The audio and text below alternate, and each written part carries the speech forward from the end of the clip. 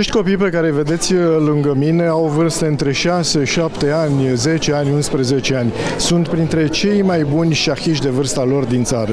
Vor juca împotriva lui Garry Kasparov, venit în România pentru doar câteva zile după un turneu infernal în doar o săptămână. Los Angeles, New York, Berlin, acum București. Garry Kasparov a stat câteva zile aici în capitala României pentru turneul de șah și și-a făcut timp și pentru un interviu exclusiv pentru Euronews. Hello again, Mr. Kasparov. You're not for the first time in Romania. How do you feel here? Do you like something particularly? Do you see some differences from time to time when you come here? Not sure it's the fifth or the sixth time here in Bucharest. Definitely the fifth time, because there were 3 Grand Chess Tour Classical tournaments that I attended. I missed the first Rapid, so that was here pre-COVID. Also, I had 2 appearances in Romania prior to the beginning of this chess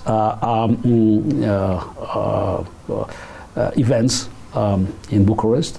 And naturally, I could see the development. So there's more and more business life. The more of I think this movement around. So this is, you can see the city is getting ripe with life, with activities. So it's unmistakable.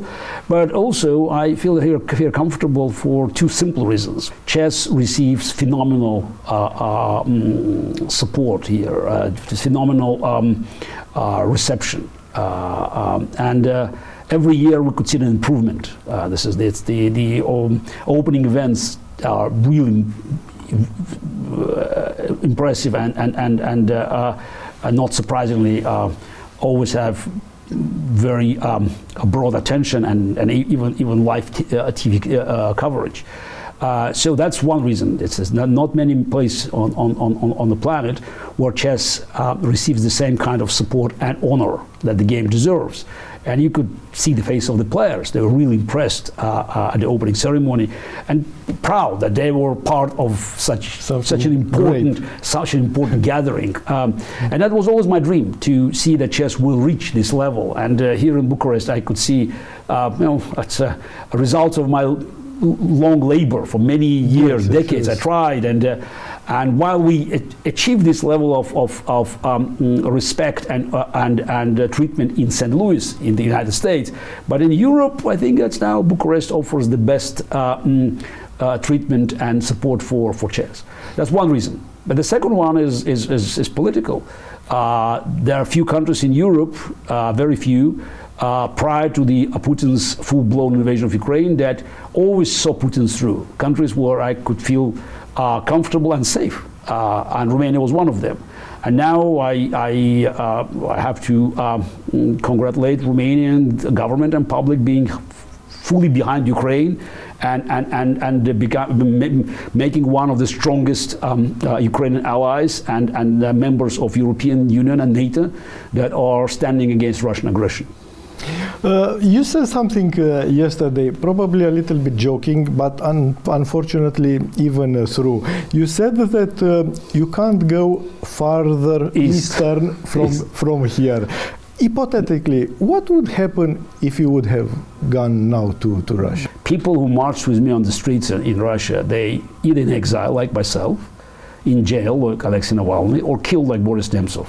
Now you can decide what would be my fate in Russia, but back at the time when I left 10 years ago, that would be probably house arrest, then arrest, and then maybe if I could still stand tall as Boris Nemtsov, they would simply eliminate me. So now I think after Putin showed his true colors to the whole world, though I knew about it from the very beginning of his rule, but everybody now could see the brutality, the cruelty of Putin regime in Ukraine. So do you have any doubts that they would treat with any opposition leader less cruelly? And the fate of Alexei Navalny, Volodya Karamurza, and thousands of many others that we don't know all the names of political prisoners in Russia. and myriads of victims, innocent victims in Ukraine of Putin's barbarous attacks, they should tell you that this man, Russian dictator, has no allergy for blood, and he doesn't hesitate to do whatever it takes to stay in power one extra day. A lot of actual champions from Russia are suffering because of this, and probably it's not fair because it's not their fault. Recently, tennis players like Kasatkina or Potapova have been refused even to shake hands with the opponents. How do you think they feel? Because they have on their shoulders something which is not their fault, and other athletes refuse to shake hand with them only because they are from Russia. Even maybe they are not on Putin's side, or yes, we don't know. That's a problem. We don't know. I strongly disagree with what you said. I believe that everybody who is still in Russia and playing for Russia must be banned from entering tournaments, international events, unless he or she clearly states what sides they are on.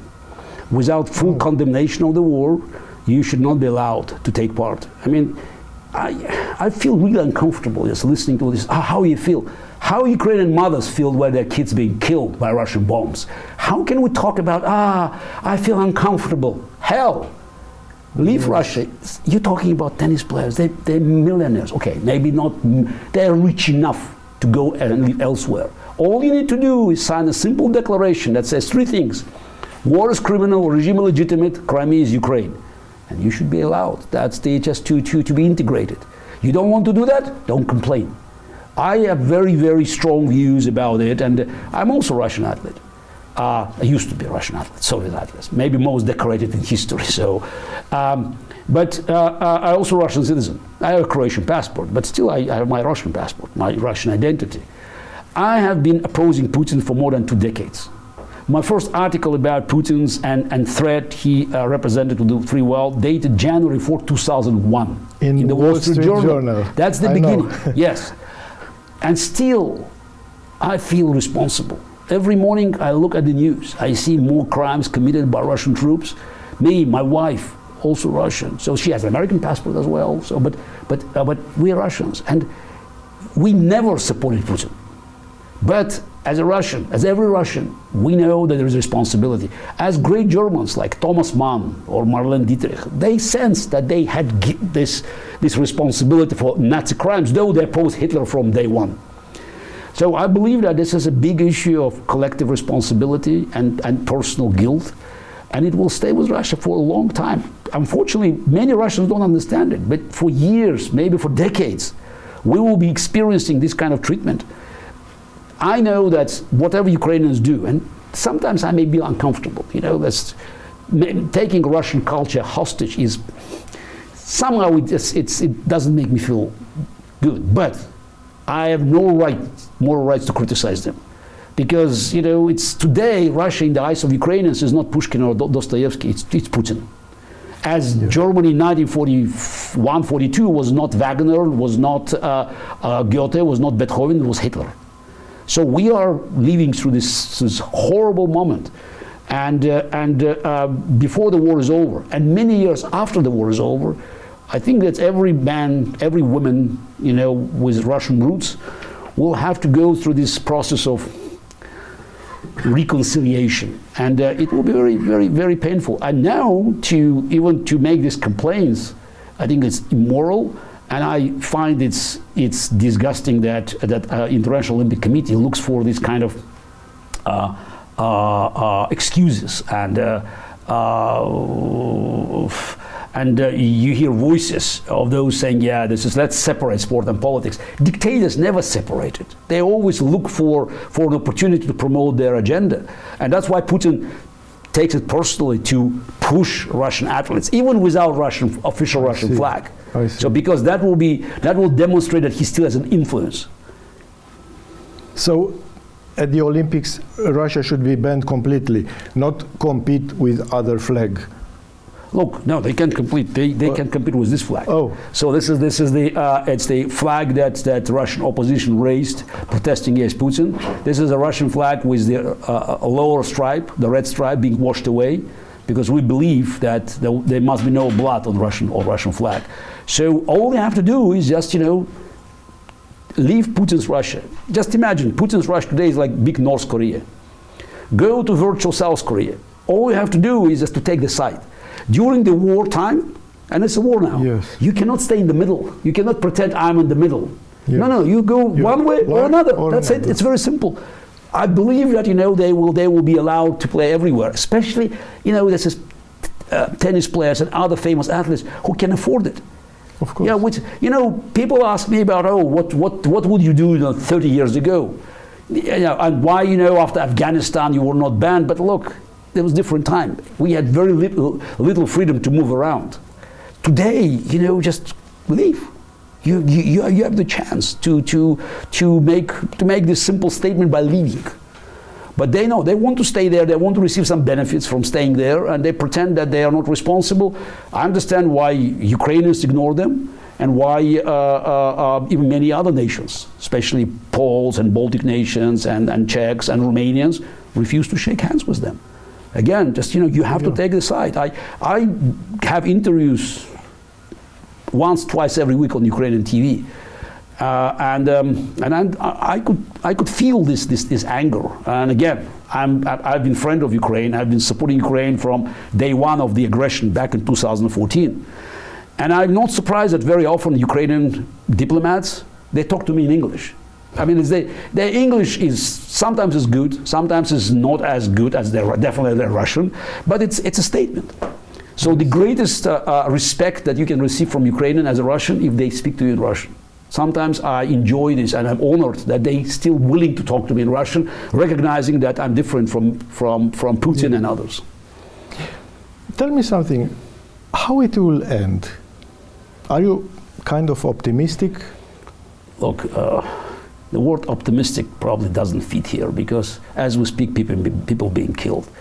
We're probably talking about already 250,000, I don't know, I'm not sure, of people being killed at the battlefield. Of course, many more Russians than Ukrainians. So, and this number will grow. Again, it's an insane number. We don't know how many civilians being killed by Russian attacks. We're talking about thousands and thousands of civilians. Probably half of Ukraine has been decimated.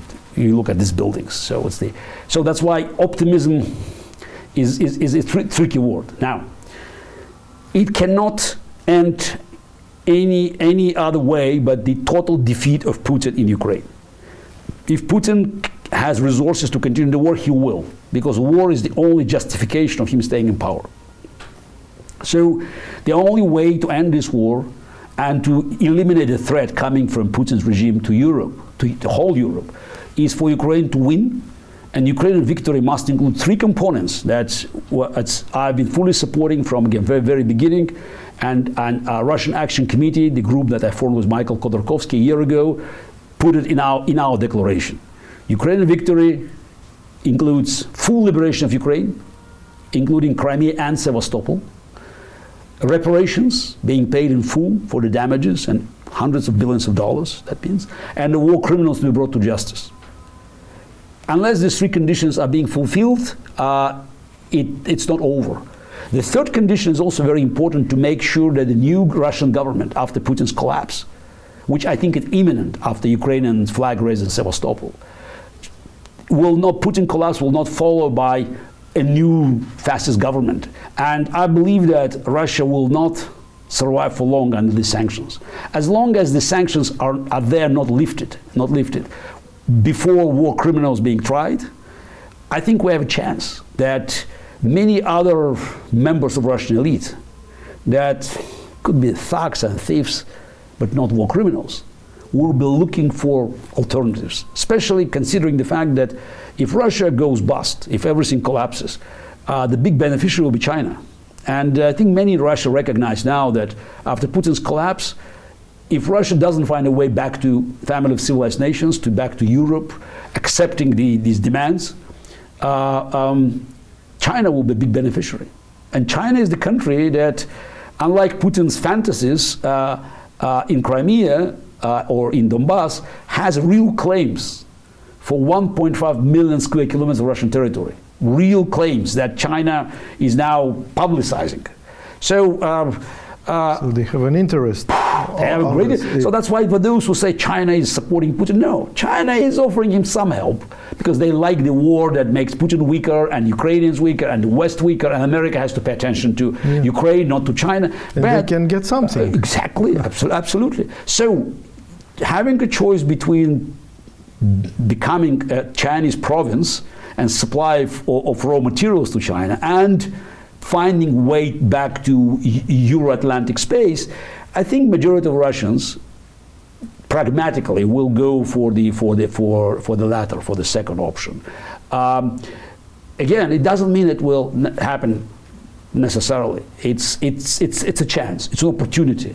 And Michael Khodorkovsky, myself, and many other allies, we are working to offer our country this chance. But nothing will happen before Ukraine wins the war. So that's why we believe, and we stated it many times, that the duty of every true Russian patriot is to help Ukraine winning the war. That's, that's going back to World War II. This is, the only chance for future of Germany was a defeat of Hitler. Now the only chance for Russia to survive in some form as a state, not an empire, but it's a new federation that will abolish the imperial ambitions, both domestically and internationally. So it's for Putin to be defeated, totally defeated. Anything short of that will guarantee that the war in some forms, open or hybrid, will continue. Hoping I will get a smile from you. Can I say that I have interviewed the strongest amateur player in the world? Yes, absolutely. If you don't say that, I will insist on you saying that, because I always say that I'm no longer professional. I remember how to move the pieces. Yeah, but that's it. But my knowledge makes me by far the strongest amateur on the planet, and I'm proud of that. Thank you very much again. Thank you.